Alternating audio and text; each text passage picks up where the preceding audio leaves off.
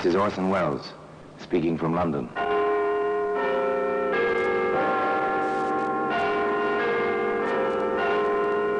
The Black Museum, a repository of death. Here in the grim stone structure on the Thames, which houses Scotland Yard, is a warehouse of homicide, where everyday objects, a piece of wire, a chemist's flask, a silver shilling, all are touched by murder.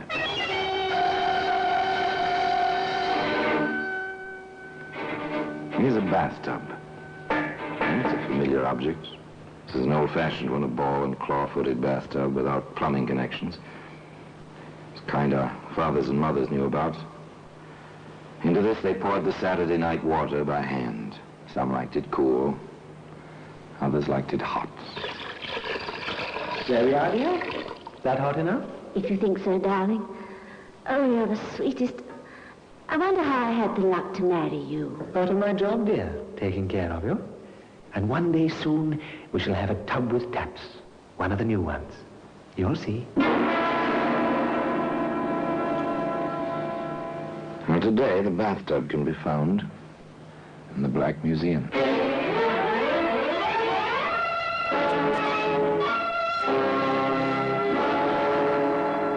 From the annals of the Criminal Investigation Department of the London Police, we bring you the dramatic stories of the crimes recorded by the objects in Scotland Yard's Gallery of Death, the Black Museum.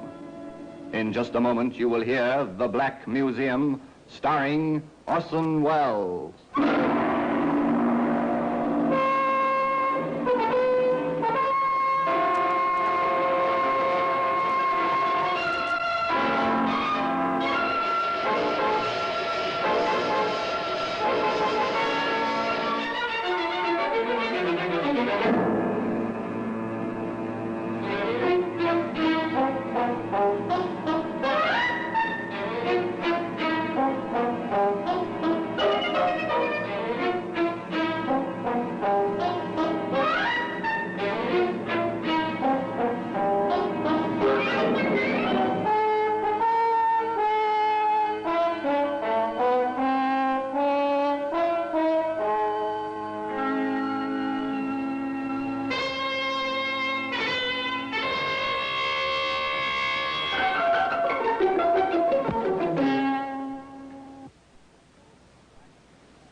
Now, The Black Museum, starring Orson Welles.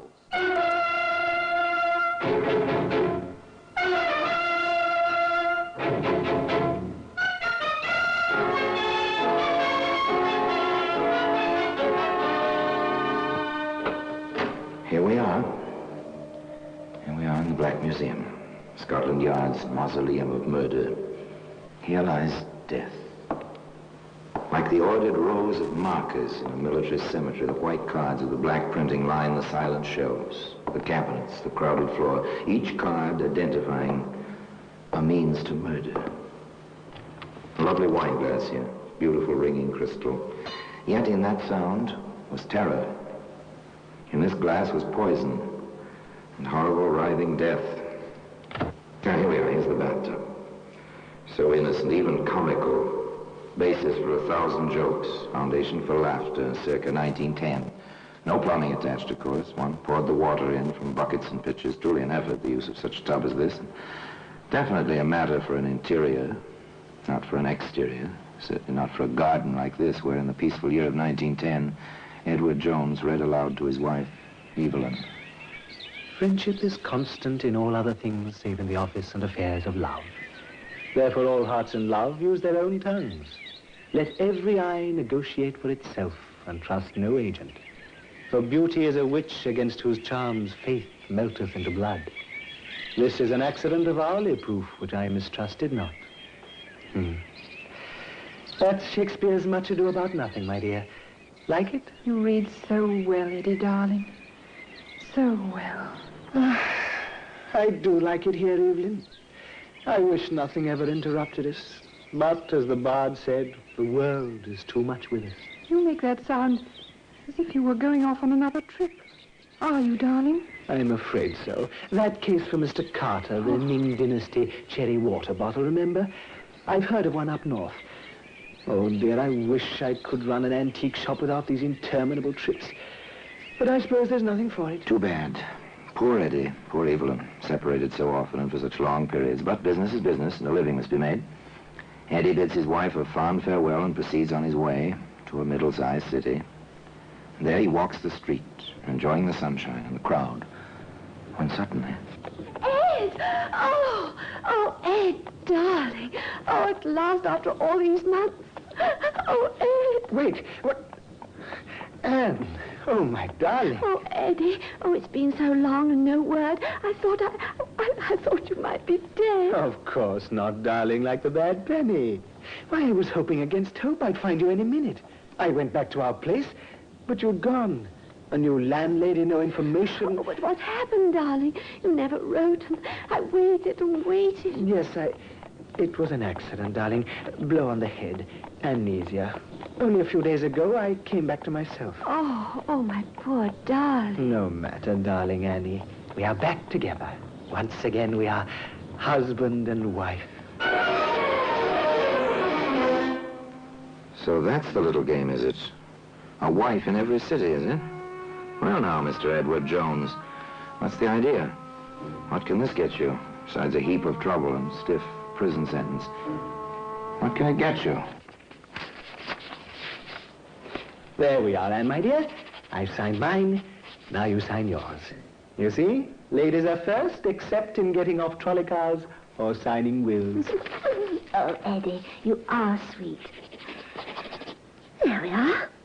Now, oh, heaven forbid, anything happens to you, all you have is mine, and vice versa, if anything should happen to me. Heaven forbid, Anne, my dear. No, apparently it can get you plenty. If your wife has plenty, and Anne was, well, decently off with an needy income from her father's estate, although she was not allowed to touch the principal. However, there was a proviso concerning her husband's rights, if and when.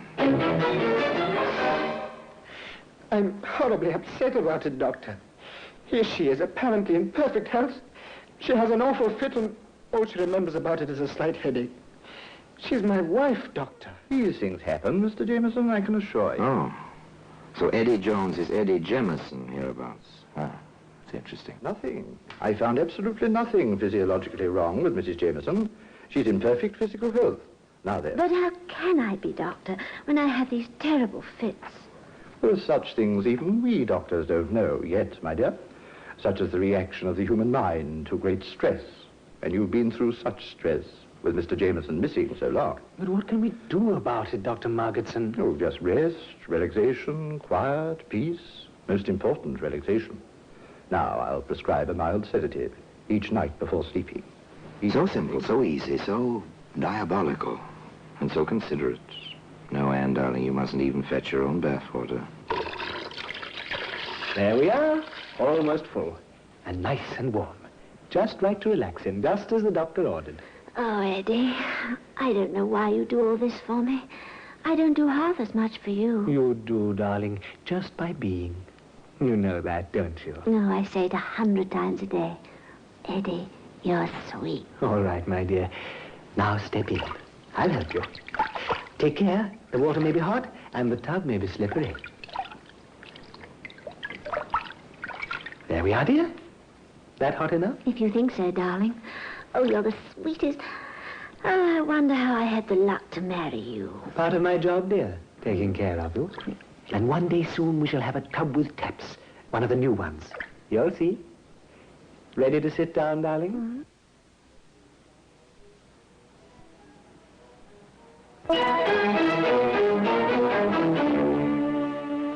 Quite a pair of lovebirds, Anne and Eddie Jemison Jones. No wonder the poor fellow could hardly contain himself some 30 minutes later.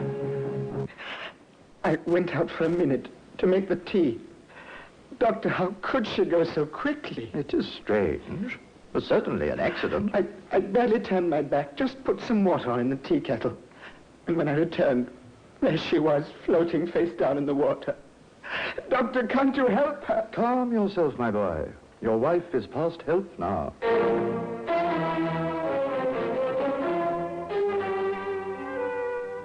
So such tragedy, such tears, and a will by which Eddie came into something over 800 pounds.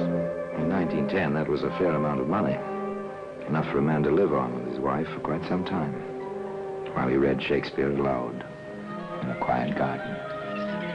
Shall I compare thee to a summer's day? Thou art more lovely and more temperate. Rough winds do shake the darling buds of May, and summer's lease hath all too short a date. Evelyn, how you stand for me for all my absences, I hardly know. I suppose I love you, dear. You are nice. And you're a good provider. So until you come back, I'm always content to wait. Go on. Read some more, darling. Yes. Yes, of course. Nor shall death brag thou wanderest in his shade, when in eternal lines to time thou growest. So long as men can breathe or eyes can see, so long live. Nor shall death brag, the young man read aloud, but where were his thoughts? On his next trip?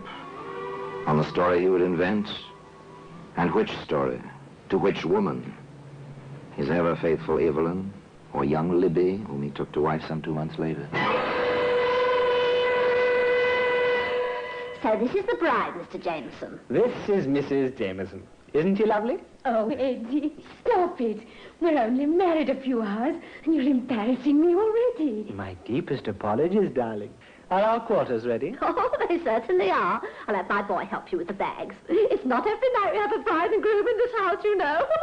No, not every night. This promised to be eventful indeed, particularly if you knew Eddie Jameson Jones. Oh, Mrs. Grundy. Yes, Mr. Jameson? I hate to bother you, but could we have enough hot water for a warm bath? My wife hasn't been well. Some kind of spell, almost a fit. Took her to a doctor yesterday. Oh, dear. And so young she is. Nothing serious, just needs relaxation. That's what the doctor said. She insisted on going through with the wedding, even though I thought it might be better to postpone it. So a good warm bath. Nothing quite so relaxing, is there? I'll set the fire going right away. You shall have all... Oh, yes. Aria da capo. Repeat the theme, this time with a variation. And the variation was a bag of tomatoes.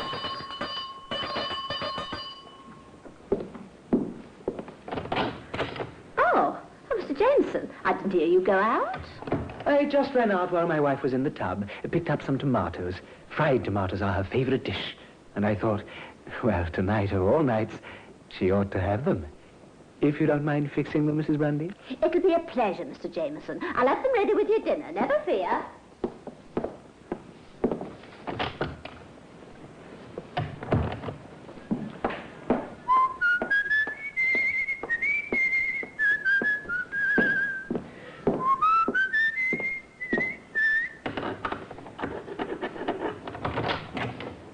It's me, Libby, darling. I'm back. Libby! Libby, are you there?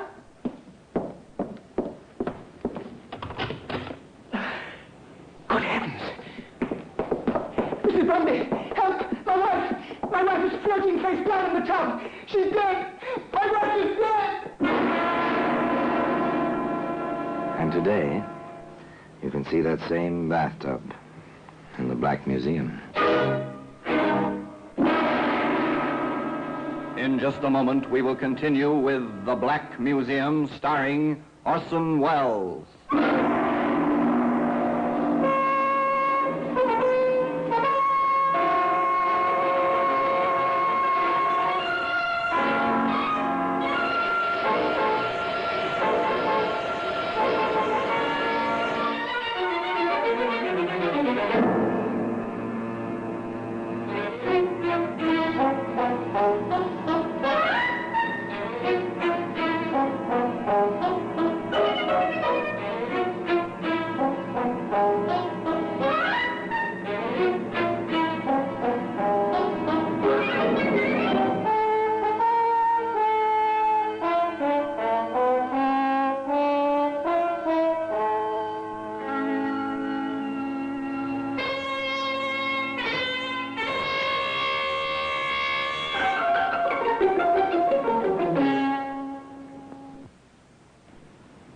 And now we continue with The Black Museum, starring Orson Welles.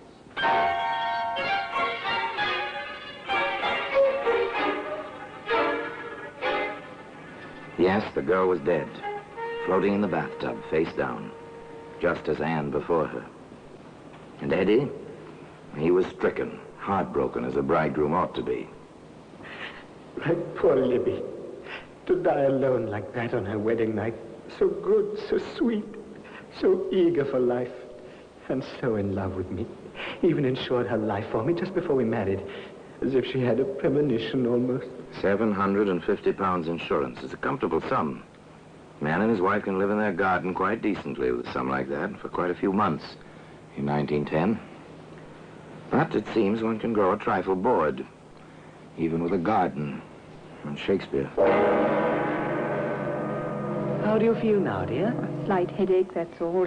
It'll go away. Evelyn, you've got to go back to the doctor or find a new doctor. A slight headache, that's how your fit started yesterday.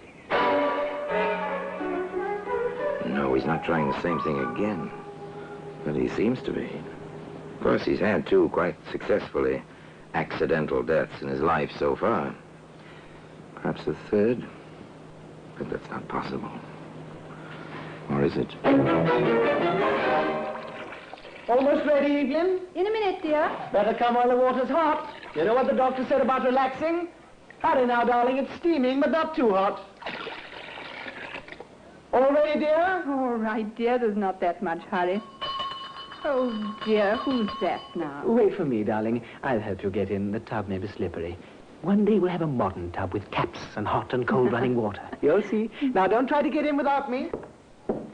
All right, dear. I'll wait for you.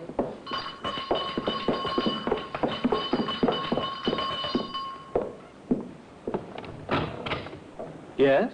Are you Edward Jones? I am. We're police officers from Scotland Yard. We have a warrant for your arrest. The charge is murder.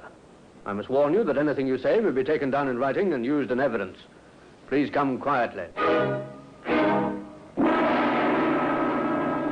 No, Evelyn Jones never took that bath. She never had another fit, either. Though she sat in the courtroom for the entire trial. The trial of the Crown versus Edward Jones, also known as Edward Jemison.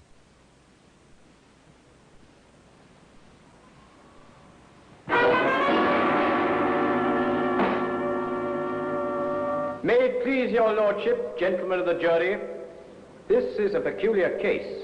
No one saw this man commit the crime of which he stands accused. Yet every circumstance, every bit of evidence points to the fact that this man stands justly accused and deserves proper punishment. Now, in the course of this trial, you will hear many things about love, about coincidence, about accidental... Oh, yes, they heard many things, that jury, sitting so stiff and serious-minded in its box. Not the least was the opening of the famous defense counsel who held the brief for Edward Jones, also known as Jemison. Nor will we deny that this man may have married bigamously, but he did love these poor women, and it was a far, far better thing he did in marrying them than to lead them astray and then leave them alone with remorse, as so many men have done before him. We deny that my client killed these poor women. We claim only that he was the victim of a set of circumstances and the interference of a busybody. Yes, a male busybody. A male busybody? Well, perhaps. But how could a policeman, in the proper course of his duty, fail to check on so obvious a coincidence? Yes, sir. We had a letter at Scotland Yard from a Mr. John Curtis. What were the contents of that letter, Sergeant? Mr. Curtis had noticed a brief announcement in the newspapers regarding the death of a young woman, a bride, by drowning in the bathtub. He wished to call our attention to a similar accident some time before.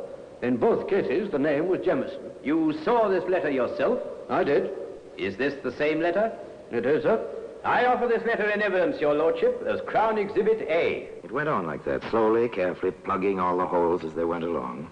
The details of a routine police investigation which suddenly had become a little more than routine. Sergeant Mason, when you visited the scene of the first drowning, what did you learn? That the man known as Jemison had mentioned two wills. One by himself in favor of his wife, one by his wife in favor of himself. We checked the files of the probate court. The latter had been probated. We called on the lawyer involved. He had a copy of the other will. The man known as Jemison The deceased had quite a bit. And when you visited the scene of the second drowning, Sergeant? We learned that the man known as Jemison had mentioned an insurance policy in his own favor. We inquired of all the insurance companies and found the records.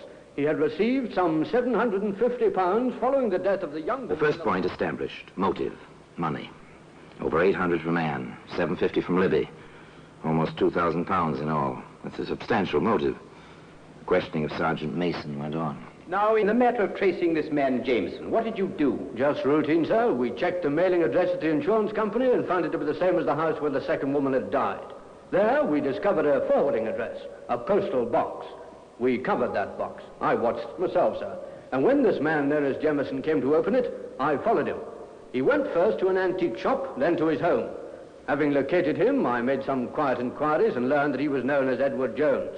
Now, that evening, having communicated with Inspector Wilson at the yard and having received a proper warrant, we placed him under arrest. Very good, Sergeant. Now then, when you called upon Edward Jones, what did you find? The woman who claimed to be his proper wife was waiting upstairs, sir, for him to help her into a hot bath. One further question, Sergeant. Is the man you arrested in this courtroom now? Yes, sir. He's the prisoner in the dock, sir. Thank you, Sergeant. Thank you very Oh, much. they'd been very thorough, all right. They had almost everything. They called Dr. Margetson, for instance. Dr. Margetson, when you first saw Anne Jameson, what was her complaint? That she'd been having fits and not remembering them. Did she tell you this herself? No, her husband did. He was quite insistent on it. Did you find any symptoms of illness, sir? I examined the woman very thoroughly. I found nothing. But that situation is not uncommon in certain types of epilepsy. Now then, Doctor, when you were called to the house on the evening of June the 3rd last, what did you find? The woman I had examined was floating face down in the warm bath and quite dead. The husband was extremely hysterical. I treated him for shock. Did you sign this death certificate? Yes, that's my signature. What is certified as the cause of death? Accidental drowning. We offer this certificate in evidence as Crown... They had the landlady who knew Libby Jemison, too. She testified, simply. Oh, yes, sir. He moaned about the insurance policy. Cried all night, he did. Bit by bit, piece by piece, motive, opportunity, proof of death by drowning, medical evidence. But one great piece of the puzzle remained, as the distinguished counsel for the defense asked. Where, my lad, is the proof that these two regrettable deaths were anything more than coincidental accidents? Where, my lad, is the witness who saw my client hold these poor women under the water, or administer sedatives which caused them to faint in the water, or in any way contribute directly to their miserable death? There was no witness. But there was a Scotland Yard inspector with a demonstrable theory. If it please your lordship, 3 bathtubs have been entered in evidence as Crown Exhibits C, D, and E. Inspector Maurice Wilson of Scotland Yard has a theory which he wishes to demonstrate as a witness, and he requires the assistance of an expert. My lord... The inspector took the stand, was sworn in. Then, to the amusement of the spectators, a young lady in bathing dress, testified to as an expert swimmer, was introduced into the proceedings. One of the tubs was filled with water, warm water. At this point, the prosecutor stated, For the assurance of the court, we have a doctor in attendance. Now then, Inspector, if you please, you may leave the witness box and proceed with your demonstration. Thank you, sir. It is our considered theory that the murders were committed as follows. You will remember that in each case, the prisoner reported he found his wife floating face down. It is reasonable to assume that had the women fainted while sitting or lying in the tubs, they would have been found floating face up. With this in mind, it occurred to us that with the prisoner's insistence on helping his wife into the tub, the procedure was something like this. May I, young lady? Of course, Inspector. Notice she is standing in the water. Now, prepare to sit down, please. Observe that she bends forward, grasps the side of the bathtub. I seize her ankles thus, and she falls forward on her face. Doctor, please, Inspector, get her out of that tub. The girl's unconscious. Get her out before her lungs fill and she drowns. Some hours later, the jury reported. We have reached a verdict, my lord. We find the prisoner guilty of willful and premeditated murder. Well, that same bathtub is where you'd expect to find it today. In the Black Museum. All Orson Welles will be back with you in just a moment.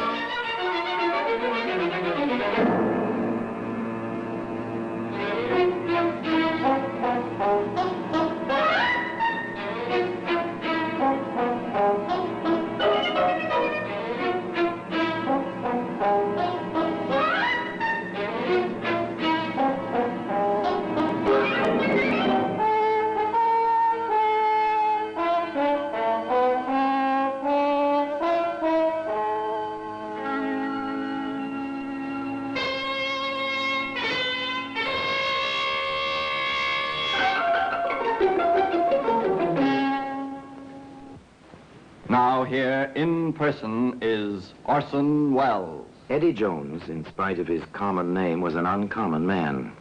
Some said he was quite mad. His own defense counsel stated later that when Eddie looked at him with his piercing stare, he felt as if the prisoner were trying to hypnotize him. This, of course, we'll never know. We can only wonder if those poor women were truly hypnotized by Eddie's eyes or merely by his charm and personality. In any case, one woman did not succumb to that charm for long. She was Eddie's real wife, the predecessor of Evelyn. This woman was swindled by Eddie, but found him out and sent him to prison for 2 years. Eddie swore to kill her. She fled to Canada when Eddie left prison that time. But she came back to England and was in the courts the day Eddie Jones was sentenced to hang. And now, until we meet next time, till we meet in the same place and I tell you another story about the Black Museum, I remain, as always, obediently yours.